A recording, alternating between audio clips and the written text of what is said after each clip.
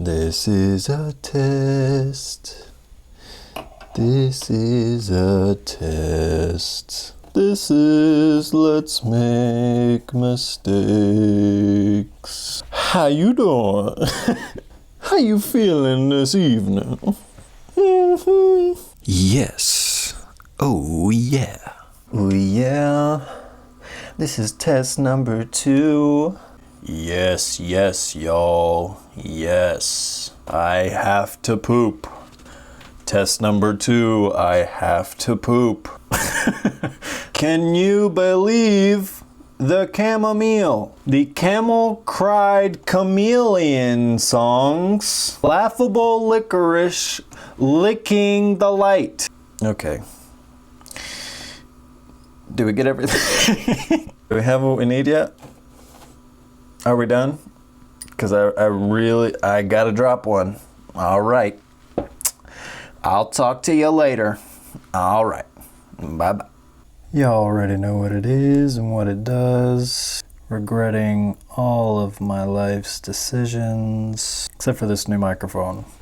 Pretty stoked about it. Now you can hear my heavy breathing, stomach noises and burps so much better now. And hopefully we can get a more consistent audio experience. Recently, I've been teaching my niece how to drive. She's about 11, out of school for the summer. Not exactly sure what led up to it. We were just playing catch the other day. I looked over at the Ranger that we just have sitting around, and I threw the ball back to her and I said, "You want to learn how to drive?" Automatic yes, obviously. Excuse me. Used to let her steer the truck. When she was smaller, I'd work the gas and the brake, but she's considerably taller, much older. I wanted to give her a little bit more responsibility, see how she handled it. Our driveway is just a loop, so we're just playing NASCAR simulator at this point. See how she controls the turns, controls the brake and the gas pedal. In all honesty, not bad. A lot better than I anticipated. She hasn't crashed, damaged any property yet, so that's a good sign, I guess. It's equally fulfilling as it is terrifying, because obviously it takes 1 second for accidents to happen. I wish I had a straight drive for her to learn. I think that's a skill everybody should have. Probably better that it's an automatic. The kid can barely walk and breathe at the same time. You don't want to overstimulate her. She's doing well though. It's fun to see the process of learning, making the mistake, and doing it better the next time. I must say it is pretty fun to teach as well, because when you're teaching somebody a skill that you've had for a long time, there are certain things you've never really verbalized. You've only kept them to yourself. Tell her what I know, and seeing her use it in her own ways as she develops this new skill. Whenever I'm teaching, I'm not necessarily a drill sergeant with everything, but I do tend to take it pretty serious. It's a fun thing. I want it to be fun for her, but I also want her to learn the responsibility side of driving. Excuse me. Burp angled right into the microphone. Sweet. One condition of our driving lessons is that anytime we finish up, we park the car, we go inside, and together we watch Idiots in Cars. Shout out last episode, go watch that one. We watch dash cams of what can go wrong on the road. It's deadass like watching film after a game. Like anytime a clip comes up that I think could be useful, I hit pause. I'm like, okay, set the scene. What do you see? What do you notice? Makes me want to have like a Steve Madden doodles on the screen. Like, boom, he's not paying attention. Right through the red light. Boom. Planting good seeds that could turn into strong roots. So I know she enjoys it too. It's fun to do. And I'm thankful to be spending my time in rewarding ways. And I'm thankful to be doing this, making another video. Okay. To be completely transparent right now, I'm struggling in all facets. I've been completely out of my body this entire recording. My brain cannot process the fact that everything cannot be perfect. I struggle to grasp the implication that something is not going to be exactly as I see in my head. And if it is not, it is wrong. It is not how it is supposed to be, so why do it at all? That's just how my brain works. And that's why this is such a challenge. This is why it's so rewarding when I make a video, when I finish it up and post it. That is when I get my sigh of relief. Hey, I just completed something I didn't think I could do.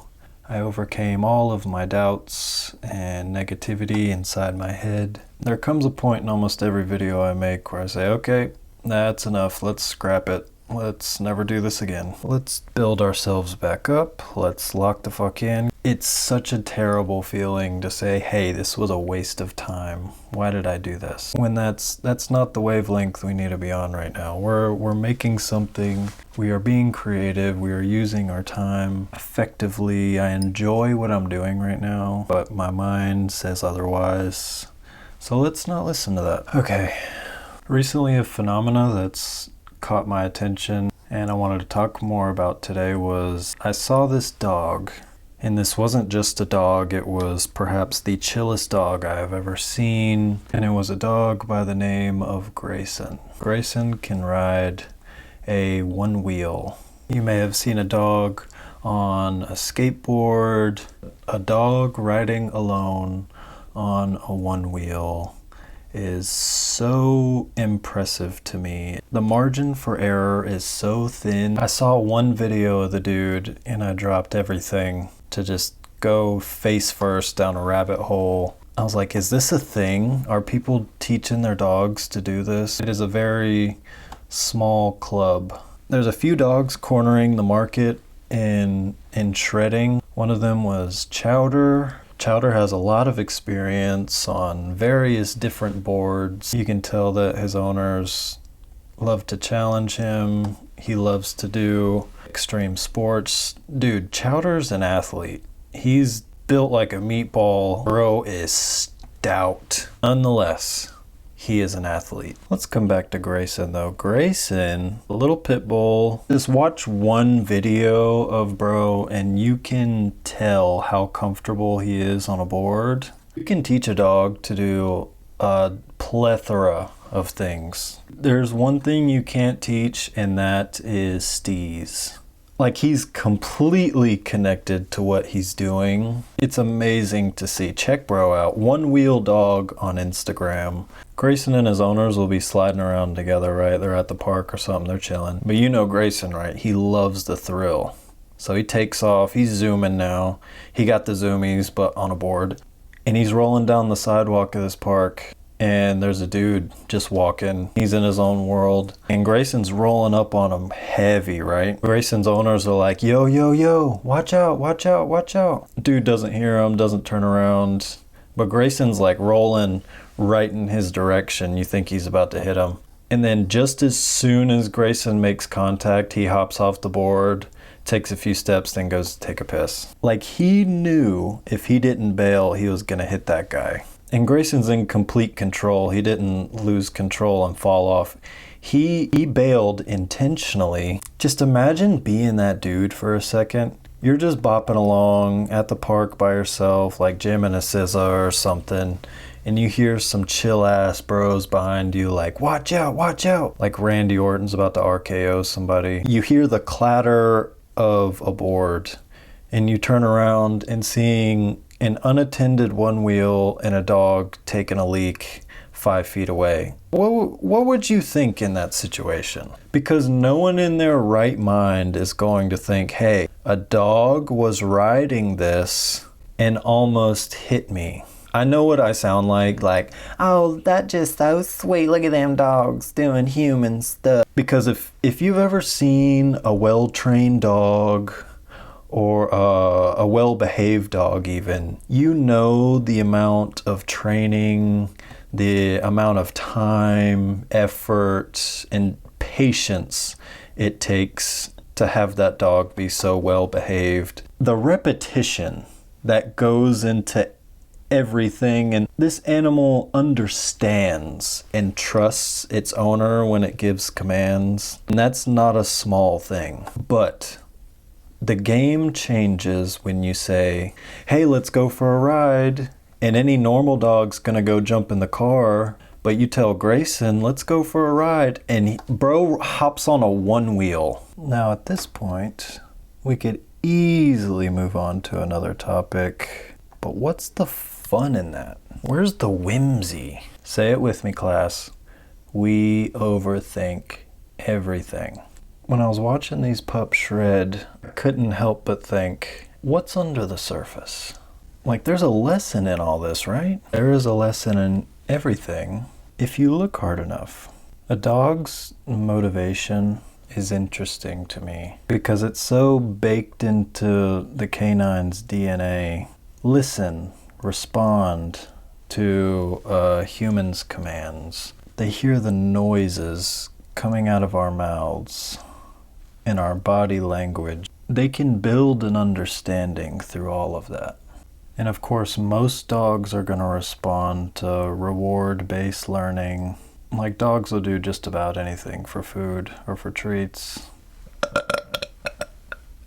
Excuse me. But if a dog is a working breed, they're naturally motivated and they have a want to learn new skills. For example, I have 3 dogs. One of them, Daisy, she is an Aussie Doodle. She's never been on a farm. She's never been professionally trained. I don't think she's ever seen a cow or a sheep or a herd of anything. But when we run around and she's on one, she tries to herd me. She nips at me, gets me to move where she wants me to go. Like, that bitch don't run out of energy. And she's got hops too, so whenever she gets the zoomies, I gotta be on my game, because she could take my head off if I'm not paying attention. And if herding is inherently in her DNA and her tendencies, if she is naturally attempting to herd me,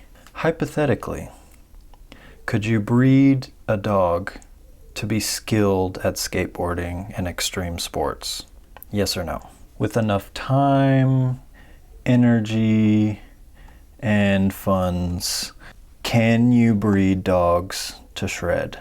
Can you get a dog to the X Games if you wanted to? Side note, was Air Bud just one dog? Because it's been ages since I saw those movies. In Air Bud's universe, do you think the local townspeople just, like, had enough of the dog's bullshit? Like, oh, the golden retriever helped the team take state again.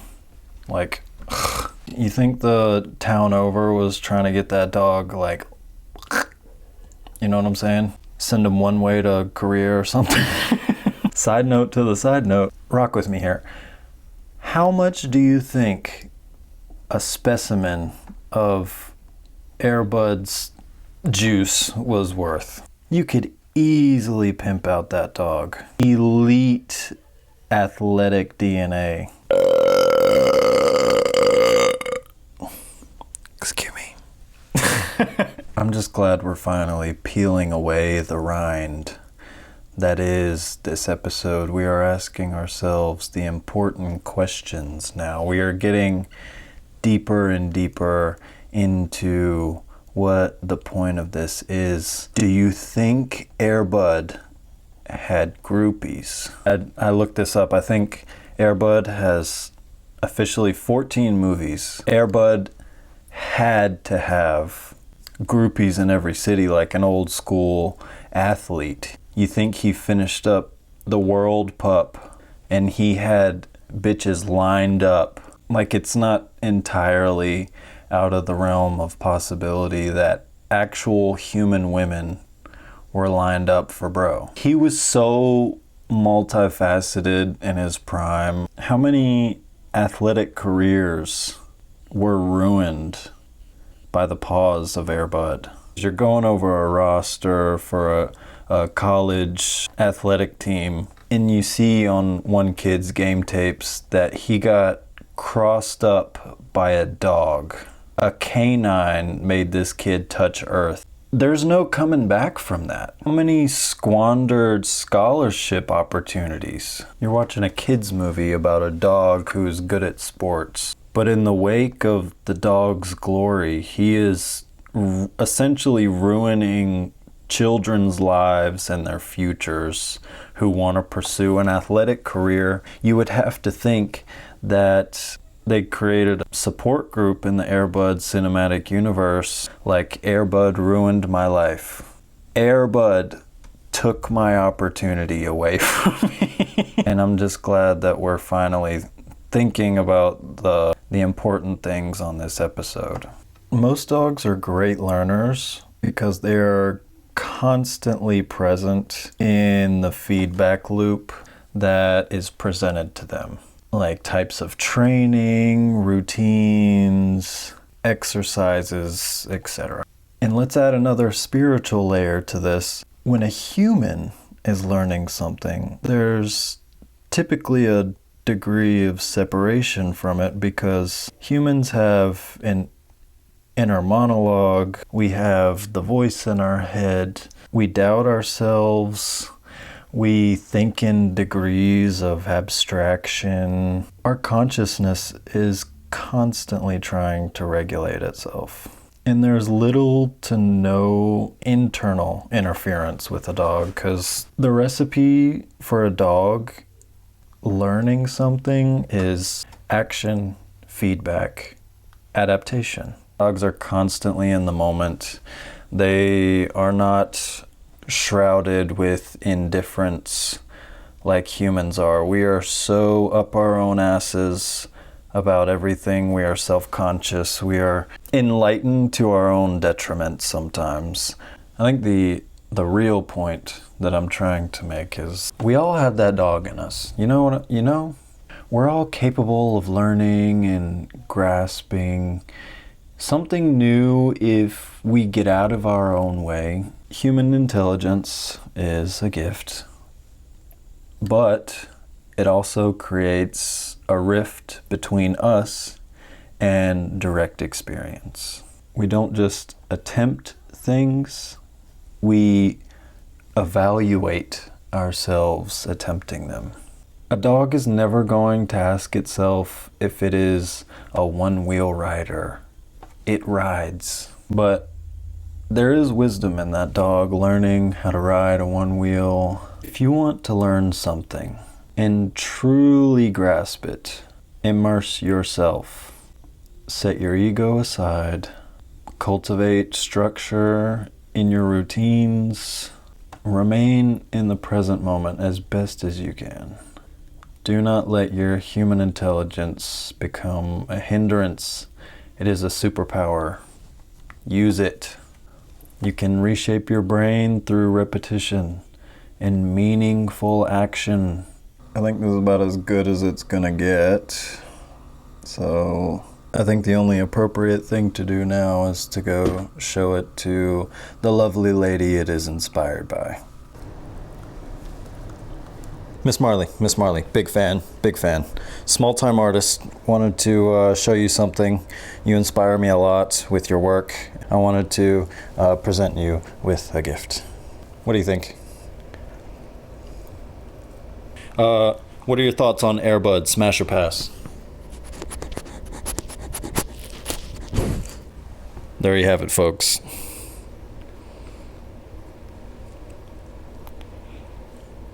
Okay.